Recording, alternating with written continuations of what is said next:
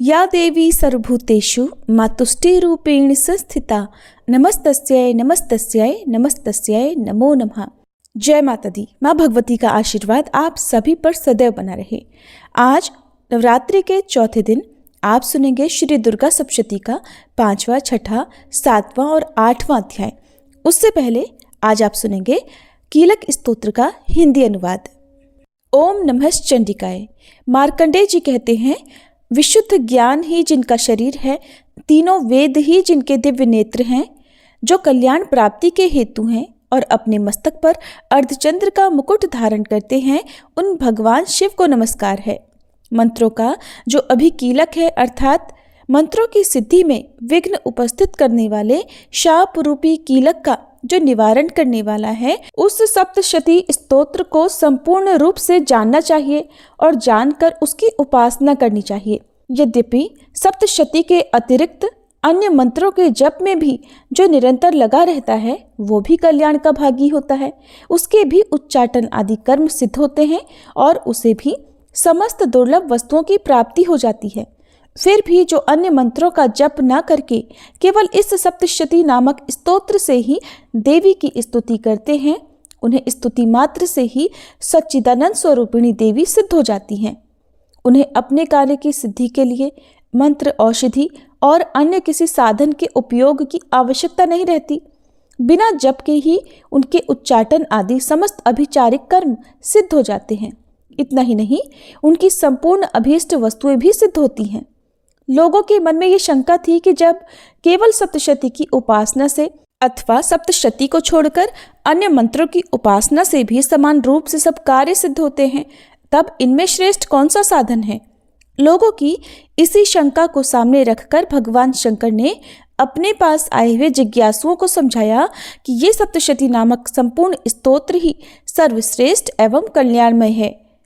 तदंतर भगवती चंडिका के सप्तशती नामक स्तोत्र को महादेव जी ने गुप्त कर दिया।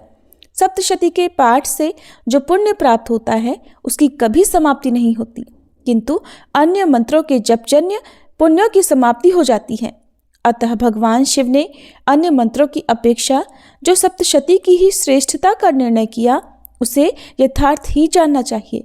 अन्य मंत्रों का जप करने वाला पुरुष भी यदि सप्तशती के स्तोत्र और जप का अनुष्ठान कर ले, तो वो भी पूर्ण रूप से ही कल्याण का भागी होता है। इसमें तनिक भी संदेह नहीं है। जो साधक कृष्ण पक्ष की चतुर्दशी अथवा अष्टमी को एकाग्रचित्त होकर भगवती की सेवा में अपना सर्वस्व समर्पित कर देता है और फिर उसे प्रसाद रूप से ग्रहण करता है, उसी पर भगवती प्रसन्न होती हैं, अन्यथा उनकी प्रसन्नता नहीं प्राप्त होती। इस प्रकार सिद्धि के प्रतिबंधक रूप कील के द्वारा महादेव जी ने इस स्तोत्र को कीलित कर रखा है। जो पूर्वोक्त रीति से निष्कीलन करके इस सप्तशती स्तोत्र का प्रतिदिन स्पष्ट उच्चारण पूर्वक पाठ करता है, वह मनुष्य सिद्ध हो जाता है, वही देवी का पार्षद होता है और वही गंधर्व भी होता है। सर्वत्र विचरते रहने पर भी इस संसार में उसे कहीं भी भय नहीं होता। वह अपमृत्यु के वश में नहीं पड़ता और देह त्यागने के बाद मोक्ष प्राप्त कर लेता है। अतः कीलन को जानकर उसका परिहार करके ही सप्तशती का पाठ आरंभ करे। जो ऐसा नहीं करता उसका नाश हो जाता है। इसलिए कीलक और निष्कीलन का ज्ञान प्राप्त करने पर ही ये स्तोत्र निर्दोष होता है और विद्वान पुरुष इस निर्दोष स्तोत्र का ही पाठ आरंभ करते हैं। स्त्रियों में जो कुछ भी सौभाग्य आदि दृष्टिगोचर होता है, वो सब देवी के प्रसाद का ही फल है। अतः इस कल्याणमय स्तोत्र का सदा जप करना चाहिए। इस स्तोत्र का मंद स्वर से पाठ करने पर स्वल्प फल की प्राप्ति होती है और उच्च स्वर से पाठ करने पर पूर्ण फल की सिद्धि होती है। इसलिए उच्च स्वर से ही इसका पाठ आरंभ करना चाहिए। जिनके प्रसाद से ऐश्वर्य, सौभाग्य, आरोग्य, संपत्ति, शत्रुनाश तथा परम मोक्ष की भी सिद्धि होती है, उस कल्याणमयी जगदम्बा की स्तुति मनुष्य क्यों नहीं करते? जय माता दी। कीलक स्तोत्र संपूर्ण हुआ। आप सुनिए श्री दुर्गा सप्तशती का 5वां अध्याय, जिसमें देवताओं द्वारा देवी की स्तुति चंड मुंड के मुख से अंबिका के रूप की प्रशंसा सुनकर शुंभ का उनके पास दूत भेजना और दूत के निराश लौटने का वर्णन है। अध्याय से पहले हम सभी माँ जगदम्बा का ध्यान करें। जो अपने कर कमलों में घंटा, शूल, हल, शंख, मूसल, चक्र, धनुष और बाण धारण करती हैं, शरद ऋतु के शोभा संपन्न चंद्रमा के समान जिनकी मनोहर कांति है, जो तीनों लोकों की आधारभूता और शुंभ आदि दैत्यों का नाश करने वाली है, तथा गौरी के शरीर से जिनका प्राकट्य हुआ है, उन महासरस्वती देवी का मैं निरंतर भजन करती हूँ। मार्कंडेय ऋषि कहते हैं, पूर्व काल में शुंभ और निशुंभ नामक असुरों ने अपने बल के घमंड में आकर शचीपति इंद्र के हाथ से तीनों लोकों का राज्य और यज्ञ भाग छीन लिए। वे ही दोनों सूर्य, चंद्रमा, कुबेर, यम और वरुण के अधिकार का भी उपयोग करने लगे। वायु और अग्नि का कार्य भी वे ही करने लगे। उन दोनों ने सब देवताओं को अपमानित, राज्यभ्रष्ट, पराजित और अधिकारहीन करके स्वर्ग से निकाल दिया। उन दोनों महान असुरों से तिरस्कृत देवताओं ने अपराजिता देवी का स्मरण किया और सोचा, जगदम्बा ने हम लोगों को वर दिया था कि आपत्ति काल में स्मरण करने पर मैं तुम्हारी सब आपत्तियों का तत्काल नाश कर दूंगी। ये विचार कर देवता गिरिराज हिमालय पर गए और वहाँ भगवती विष्णु माया की स्तुति करने लगे। तब देवता बोले, देवी को नमस्कार है, महादेवी शिवा को सर्वदा नमस्कार है, प्रकृति एवं भद्रा को नमस्कार है। हम लोग नियम पूर्वक जगदम्बा को नमस्कार करते हैं। रौद्रा को नमस्कार है, नित्या गौरी एवं धात्री को बारंबार नमस्कार है। ज्योत्सनामयी, चंद्र रूपिणी एवं सुख स्वरूपा देवी को सतत प्रणाम है। शरणागतों का कल्याण करने वाली वृद्धि एवं सिद्धि रूपा देवी को हम बारंबार नमस्कार करते हैं। नैऋति राजाओं की लक्ष्मी तथा शर्वाणी स्वरूपा आप जगदम्बा को बार बार नमस्कार है। दुर्गा, दुर्गपारा, सारा, सर्वकारिणी, ख्याति, कृष्णा और धूम्रा देवी को सर्वदा नमस्कार है। अत्यंत सौम्य तथा अत्यंत रौद्र रूपा देवी को हम नमस्कार करते हैं, उन्हें हमारा बारंबार प्रणाम है। जगत की आधारभूता कृति देवी को बारंबार नमस्कार है। जो देवी सब प्राणियों में विष्णु माया के नाम से कही जाती हैं, उनको नमस्कार, उनको नमस्कार, उनको बारंबार नमस्कार है। जो देवी सब प्राणियों में चेतना कहलाती हैं, उनको नमस्कार, उनको नमस्कार, उनको बारंबार नमस्कार है। जो देवी सब प्राणियों में बुद्धि रूप से स्थित हैं, उनको नमस्कार, उनको नमस्कार, उनको बारंबार नमस्कार है। जो देवी सब प्राणियों में निद्रा रूप से स्थित हैं, उनको नमस्कार, उनको नमस्कार, उनको बारंबार नमस्कार है। जो देवी सब प्राणियों में शुद्धा रूप से स्थित हैं, उनको नमस्कार, उनको नमस्कार, उनको बारंबार नमस्कार है। जो देवी सब प्राणियों में छाया रूप से स्थित हैं, उनको नमस्कार, उनको नमस्कार, उनको बारंबार नमस्कार है। जो देवी सब प्राणियों में शक्ति रूप से स्थित हैं, उनको नमस्कार, उनको नमस्कार, उनको बारंबार नमस्कार है। जो देवी सब प्राणियों में तृष्णा रूप से स्थित हैं, उनको नमस्कार, उनको नमस्कार, उनको बारंबार नमस्कार है। जो देवी सब प्राणियों में शांति रूप से स्थित हैं, उनको नमस्कार, उनको नमस्कार, उनको बारंबार नमस्कार है। जो देवी सब प्राणियों में जाति रूप से स्थित हैं, उनको नमस्कार, उनको नमस्कार, उनको बारंबार नमस्कार है। जो देवी सब प्राणियों में लज्जा रूप से स्थित हैं, उनको नमस्कार, उनको नमस्कार, उनको बारंबार नमस्कार है। जो देवी सब प्राणियों में शांति रूप से स्थित हैं, उनको नमस्कार, उनको नमस्कार, उनको बारंबार नमस्कार है। जो देवी सब प्राणियों में श्रद्धा रूप से स्थित हैं, उनको नमस्कार, उनको नमस्कार, उनको बारंबार नमस्कार है। जो देवी सब प्राणियों में कांति रूप से स्थित हैं, उनको नमस्कार, उनको नमस्कार, उनको बारंबार नमस्कार है। जो देवी सब प्राणियों में लक्ष्मी रूप से स्थित हैं, उनको नमस्कार, उनको नमस्कार, उनको बारंबार नमस्कार है। जो देवी सब प्राणियों में वृत्ति रूप से स्थित हैं, उनको नमस्कार, उनको नमस्कार, उनको बारंबार नमस्कार है। जो देवी सब प्राणियों में स्मृति रूप से स्थित हैं, उनको नमस्कार, उनको नमस्कार, उनको बारंबार नमस्कार है। जो देवी सब प्राणियों में दया रूप से स्थित हैं, उनको नमस्कार, उनको नमस्कार, उनको बारंबार नमस्कार है। जो देवी सब प्राणियों में तुष्टि रूप से स्थित हैं, उनको नमस्कार, उनको नमस्कार, उनको बारंबार नमस्कार है। जो देवी सब प्राणियों में माता रूप से स्थित हैं, उनको नमस्कार, उनको नमस्कार, उनको बारंबार नमस्कार है। जो देवी सब प्राणियों में भ्रांति रूप से स्थित हैं, उनको नमस्कार, उनको नमस्कार, उनको बारंबार नमस्कार है। जो जीवों के इंद्रिय वर्ग की अधिष्ठात्री देवी एवं सब प्राणियों में सदा व्याप्त रहने वाली हैं, उन व्याप्ति देवी को बारंबार नमस्कार है। जो देवी चैतन्य रूप से इस संपूर्ण जगत को व्याप्त करके स्थित हैं, उनको नमस्कार, उनको नमस्कार, उनको बारंबार नमस्कार है। पूर्व काल में अपने अभीष्ट की प्राप्ति होने से देवताओं ने जिनकी स्तुति की तथा देवराज इंद्र ने बहुत दिनों तक जिनका सेवन किया, वह कल्याण की साधनभूता ईश्वरी हमारा कल्याण और मंगल करे तथा सारी आपत्तियों का नाश कर डाले।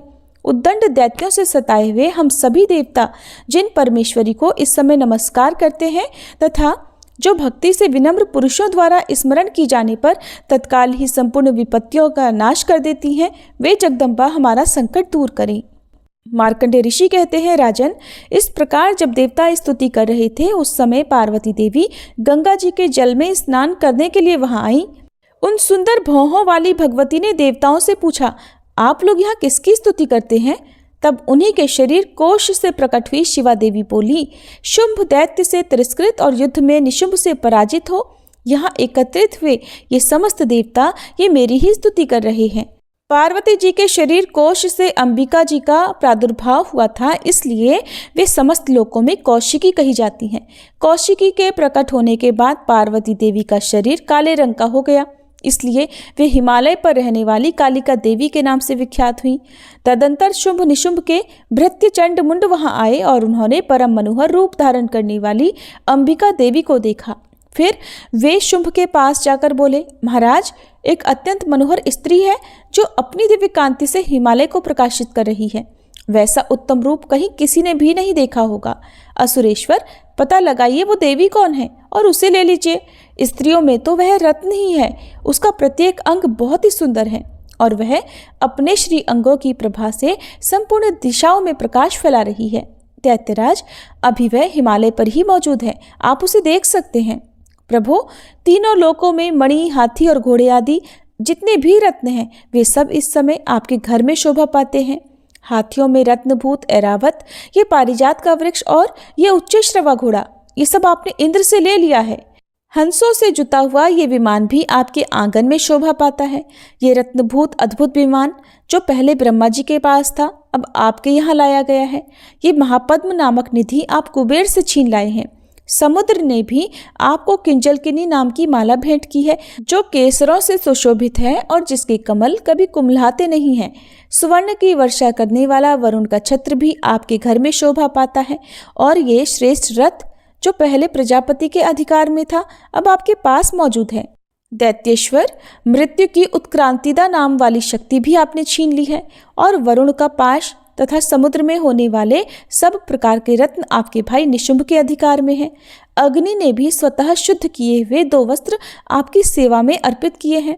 दैत्यराज, इस प्रकार सभी रत्न आपने एकत्रित कर लिए हैं।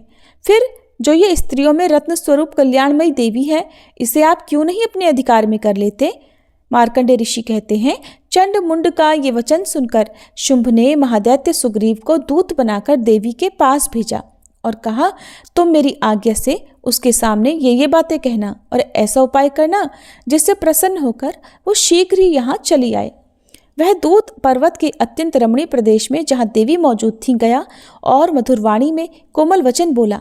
दूत कहने लगा, देवी, दैत्यराज शुंभ इस समय तीनों लोकों के परमेश्वर हैं। मैं उन्हीं का भेजा हुआ दूत हूँ और यहाँ तुम्हारे ही पास आया हूँ। उनकी आज्ञा सदा सब देवता एक स्वर से मानते हैं, कोई उसका उल्लंघन नहीं कर सकता। वे संपूर्ण देवताओं को परास्त कर चुके हैं। उन्होंने तुम्हारे लिए जो संदेश दिया है उसे सुनो।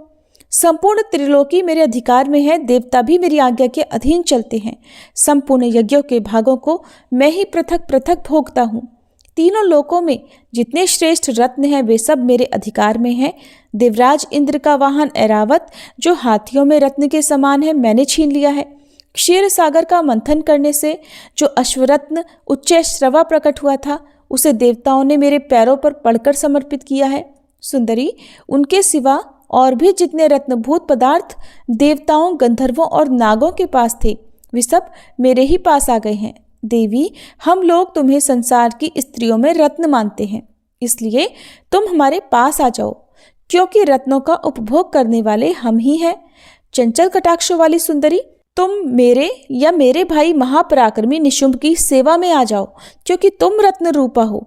मेरा वरण करने से तुम्हें तुलना रहित महान ऐश्वर्य की प्राप्ति होगी। अपनी बुद्धि से ये विचार कर तुम मेरी पत्नी बन जाओ। ऋषि कहते हैं, दूत के ऐसा कहने पर कल्याणमयी भगवती दुर्गा देवी, जो इस जगत को धारण करती हैं, मन ही मन गंभीर भाव से मुस्कुराई और इस प्रकार बोली। देवी ने कहा, दूत, तुमने सत्य कहा है, इसमें तनिक भी मिथ्या नहीं है। शुंभ तीनों लोकों का स्वामी है और निशुंभ भी उसी के समान पराक्रमी है। किंतु इस विषय में मैंने जो प्रतिज्ञा कर ली है उसे मिथ्या कैसे करूं? मैंने अपनी अल्प बुद्धि के कारण पहले से जो प्रतिज्ञा कर रखी है उसे सुनो। जो मुझे संग्राम में जीत लेगा, जो मेरे अभिमान को चूर्ण कर देगा तथा संसार में जो मेरे समान बलवान होगा, वही मेरा स्वामी होगा। इसलिए शुंभ अथवा महादैत्य निशुंभ स्वयं ही मेरे यहाँ पधारे और मुझे जीतकर शीघ्र ही मेरा पाणी ग्रहण कर ले। इसमें विलंब की क्या आवश्यकता है? दूत बोला, देवी, तुम घमंड में भरी हो, मेरे सामने ऐसी बातें ना करो। तीनों लोकों में कौन ऐसा पुरुष है जो शुंभ निशुंभ के सामने खड़ा हो सके? देवी, अन्य दैत्यों के सामने भी सारे देवता युद्ध में नहीं ठहर सकते, फिर तुम अकेली स्त्री होकर कैसे ठहर सकती हो? जिन शुंभ आदि दैत्यों के सामने इंद्र आदि सब देवता भी युद्ध में खड़े नहीं हुए, उनके सामने तुम स्त्री होकर कैसे जाओगी? इसलिए तुम मेरे ही कहने से शुंभ निशुंभ के पास चली चलो। ऐसा करने से तुम्हारे गौरव की रक्षा होगी, नहीं तो जब वे केश पकड़कर घसीटेंगे तब तुम्हें अपनी प्रतिष्ठा खोकर जाना पड़ेगा। देवी ने कहा, तुम्हारा कहना ठीक है, शुंभ बलवान है और निशुंभ भी बड़े पराक्रमी है, किंतु क्या करूं? मैंने पहले बिना सोचे समझे प्रतिज्ञा कर ली है, अतः अब तुम जाओ। मैंने तुमसे जो कुछ कहा है वो सब दैत्यराज से आदरपूर्वक कहना, फिर वे जो उचित जान पड़े करें। जय माता दी। इस प्रकार श्री मार्कंडेय पुराण में सावर्णिक मनवंतर की कथा के अंतर्गत देवी महात्म्य में देवी दूत संवाद नामक 5वां अध्याय पूर्ण हुआ। अब सुनिए 6ठा अध्याय, जिसमें धूम्रलोचन वध का वर्णन किया गया है। अध्याय से पहले हम सभी माँ जगदम्बा का ध्यान करें। मैं सर्वगेश्वर भैरव के अंक में निवास करने वाली परमोत्कृष्ट पद्मावती देवी का चिंतन करती हूँ। वे नागराज के आसन पर बैठी हैं। नागों के फणों में सुशोभित होने वाली मणियों की विशाल माला से उनकी देहलता उद्भासित हो रही है। सूर्य के समान उनका तेज है। 3 नेत्र उनकी शोभा बढ़ा रहे हैं। वे हाथों में माला, कुंभ, कपाल और कमल लिए हुए हैं तथा उनके मस्तक में अर्धचंद्र का मुकुट सुशोभित है। मार्कंडेय ऋषि कहते हैं, देवी का ये कथन सुनकर दूत को बड़ा अमर्ष हुआ और उसने दैत्यराज के पास जाकर सब समाचार विस्तार पूर्वक कह सुनाया। दूत के उस वचन को सुनकर दैत्यराज कुपित हो उठा और दैत्य सेनापति धूम्रलोचन से बोला, धूम्रलोचन, तुम शीघ्र अपनी सेना साथ लेकर जाओ और उस दुष्टा के केश पकड़कर घसीटते हुए उसे बलपूर्वक यहाँ ले आओ। उसकी रक्षा करने के लिए यदि कोई दूसरा खड़ा हो तो वह देवता, यक्ष अथवा गंधर्व ही क्यों न हो, उसे अवश्य मार डालना। मार्कंडेय ऋषि कहते हैं, शुंभ के इस प्रकार आज्ञा देने पर वह धूम्रलोचन दैत्य 60,000 असुरों की सेना को साथ लेकर वहां से तुरंत चल दिया। वहां पहुंचकर उसने हिमालय पर रहने वाली देवी को देखा और ललकार कर कहा, अरे तू शुंभ निशुंभ के पास चल। यदि इस समय प्रसन्नतापूर्वक मेरे स्वामी के समीप नहीं चलेगी तो मैं बलपूर्वक केश पकड़कर घसीटते हुए तुझे ले चलूंगा। देवी बोली, तुम्हें दैत्यों के राजा ने भेजा है, तुम स्वयं भी बलवान हो और तुम्हारे साथ विशाल सेना भी है। ऐसी दशा में यदि मुझे बलपूर्वक ले चलोगे तो मैं तुम्हारा कर क्या सकती हूँ? मार्कंडेय ऋषि कहते हैं, देवी के ऐसा कहने पर असुर धूम्रलोचन उनकी ओर दौड़ा। तब अंबिका ने हुम शब्द के उच्चारण मात्र से उसे भस्म कर दिया। फिर तो क्रोध में भरी हुई दैत्यों की विशाल सेना और अंबिका ने एक दूसरे पर तीखे सायकों, शक्तियों तथा फरसों की वर्षा आरंभ कर दी। इतने में ही देवी का वाहन सिंह क्रोध में भरकर भयंकर गर्जना करके गर्दन के बालों को हिलाता हुआ असुरों की सेना में कूद पड़ा। उसने कुछ दैत्यों को पंजों की मार से, कितनों को अपने जबड़ों से और कितने ही महादैत्यों को पटककर ओंठ की दाढ़ों से घायल करके मार डाला। उस सिंह ने अपने नखों से कितनों के पेट फाड़ डाले और थप्पड़ मारकर कितनों के सिर धड़ से अलग कर दिए। कितनों की भुजाएं और मस्तक काट डाले तथा अपनी गर्दन के बाल हिलाते हुए उसने दूसरे दैत्यों के पेट फाड़कर उनका रक्त चूस लिया। अत्यंत क्रोध में भरे हुए देवी के वाहन उस महाबली सिंह ने क्षण भर में ही असुरों की सारी सेना का संहार कर डाला। शुंभ ने जब सुना कि देवी ने धूम्रलोचन असुर को मार डाला और उसके सिंह ने सारी सेना का सफाया कर डाला, तब उस दैत्यराज को बड़ा क्रोध हुआ। उसके होठ कांपने लगे। उसने चंड और मुंड नामक 2 महादैत्यों को आज्ञा दी, हे चंड और हे मुंड, तुम लोग बहुत बड़ी सेना लेकर वहां जाओ। उस देवी के केश पकड़कर अथवा उसे बांधकर शीघ्र यहाँ ले आओ। यदि इस प्रकार उसको लाने में संदेह हो तो युद्ध में सब प्रकार के अस्त्र शस्त्रों और समस्त आसुरी सेना का प्रयोग करके उसकी हत्या कर डालना। उस दुष्टा की हत्या होने और सिंह के मारे जाने पर उस अंबिका को बांधकर साथ लेकर शीघ्र ही लौट आना। जय माता दी। इस प्रकार श्री मार्कंडेय पुराण में सावर्णिक मनवंतर की कथा के अंतर्गत देवी महात्म्य में धूम्रलोचन वध नामक 6वां अध्याय पूर्ण हुआ। अब सुनिए 7वां अध्याय, जिसमें चंड और मुंड के वध का वर्णन किया गया है। मार्कंडेय ऋषि कहते हैं, तदंतर शुंभ की आज्ञा पाकर वे चंड मुंड आदि दैत्य चतुरंगिणी सेना के साथ अस्त्र शस्त्र से सुसज्जित होकर चल पड़े। फिर गिरिराज हिमालय के स्वर्णमय ऊंचे शिखर पर पहुंचकर उन्होंने सिंह पर बैठी देवी को देखा। वे मंद मंद मुस्कुरा रही थी। उन्हें देखकर दैत्य लोग तत्परता से पकड़ने का उद्योग करने लगे। किसी ने धनुष तान लिया, किसी ने तलवार संभाली और कुछ लोग देवी के पास आकर खड़े हो गए। तब अंबिका ने उन शत्रुओं के प्रति बड़ा क्रोध किया। उस समय क्रोध के कारण उनका मुख काला पड़ गया, ललाट में भौहें टेढ़ी हो गईं और वहां से तुरंत विकराल मुखी काली प्रकट हुई, जो तलवार और पाश लिए हुए थी। वे विचित्र खटवांग धारण किए और चीते के चर्म की साड़ी पहने नर मुंडों की माला से विभूषित थी।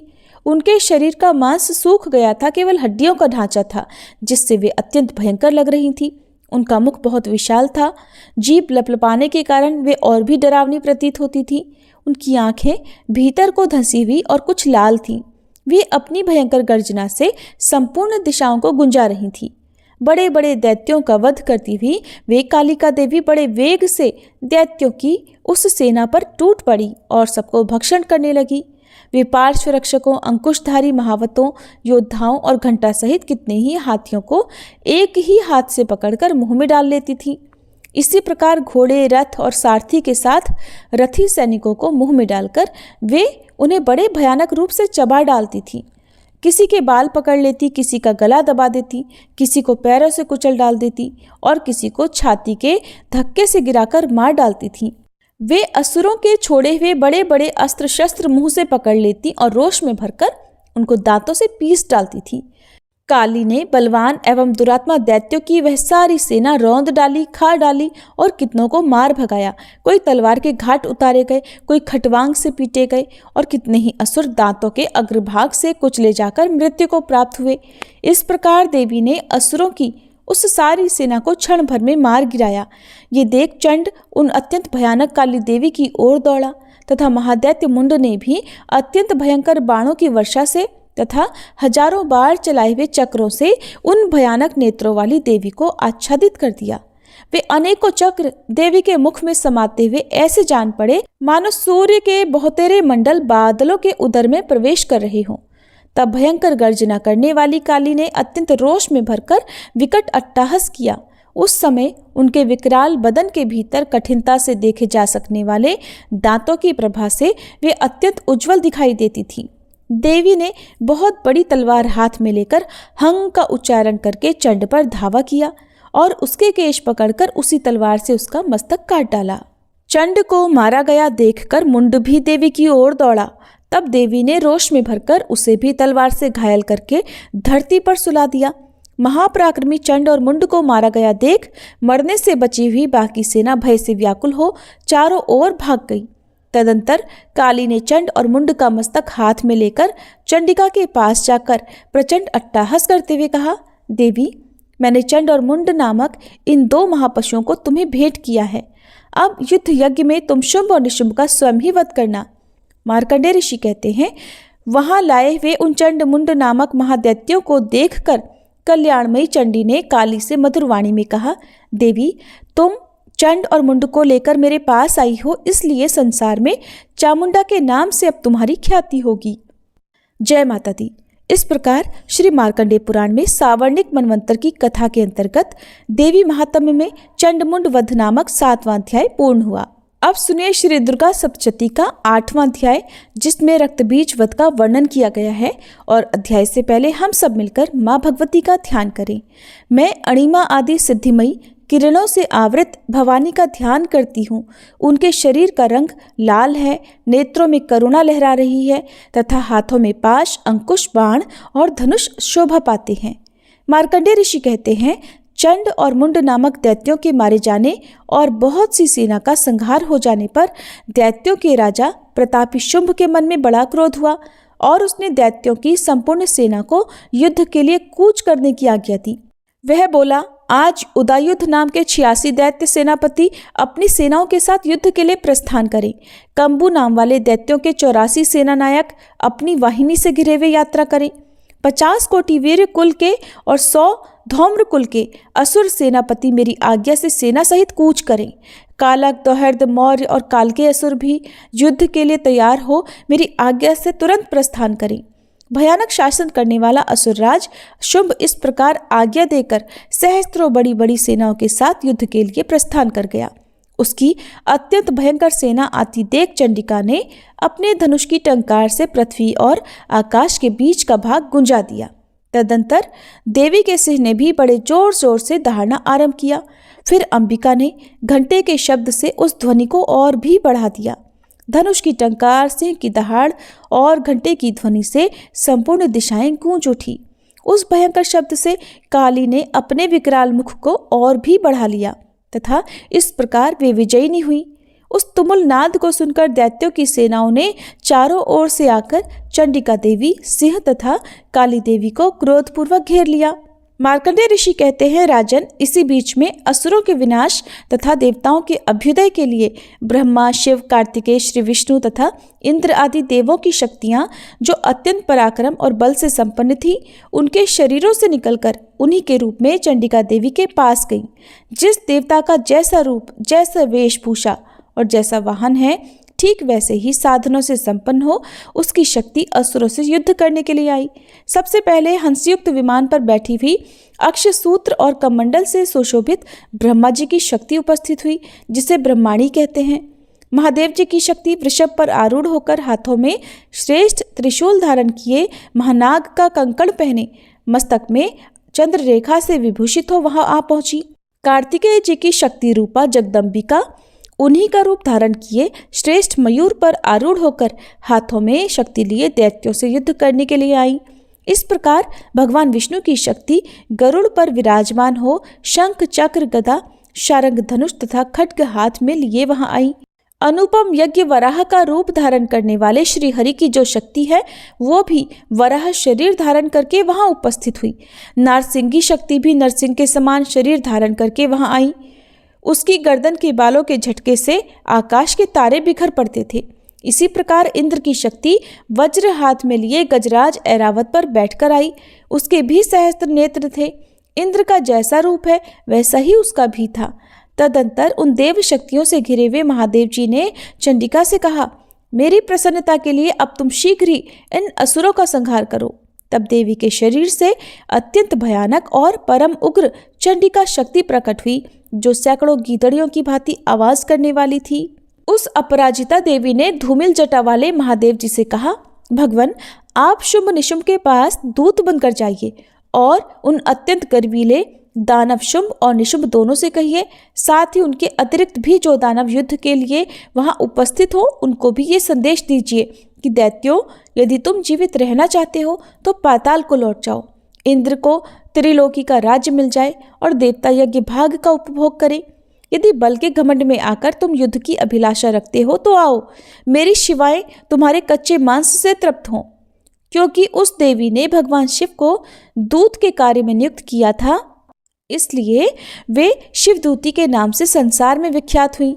वे महादैत्य भी भगवान शिव के मुंह से देवी के वचन सुनकर क्रोध में भर गए और जहां कात्यायनी विराजमान थी उस ओर बढ़े। तदंतर वे दैत्य अमर्ष में भरकर पहले ही देवी के ऊपर बाण, शक्ति और रिष्टि आदि अस्त्रों की वर्षा करने लगे। तब देवी ने भी खेल ही खेल में धनुष की टंकार की और उससे छोड़े हुए बड़े बड़े बाणों द्वारा दैत्यों के चलाए हुए बाण, शूल, शक्ति और फरसों को काट डाला। फिर काली उनके आगे होकर शत्रुओं को शूल के प्रहार से विदीर्ण करने लगी और खटवांग से उनका कचूमर निकालती हुई रणभूमि में विचरने लगी। ब्रह्माणी भी जिस जिस ओर दौड़ती उसी ओर अपने कमंडल का जल छिड़ककर शत्रुओं के ओज और पराक्रम को नष्ट कर देती थी। माहेश्वरी ने त्रिशूल से तथा वैष्णवी ने चक्र से और अत्यंत क्रोध में भरी हुई कुमार कार्तिकेय की शक्ति से दैत्यों का संहार आरंभ किया। इंद्र शक्ति के वज्र प्रहार से विदीर्ण हो सैकड़ों दैत्य दानव रक्त की धारा बहाते हुए पृथ्वी पर सो गए। वाराही शक्ति ने कितनों को अपनी थूथन की मार से नष्ट किया, दाढ़ों के अग्रभाग से कितनों की छाती छेद डाली और कितने ही दैत्य उसके चक्र की चोट से विदीर्ण होकर गिर पड़े। नारसिंही भी दूसरे महादैत्यों को अपने नखों से विदीर्ण करके खाती और सिंहनाद से दिशाओं और आकाश को गुंजाती हुई युद्ध क्षेत्र में विचरने लगी।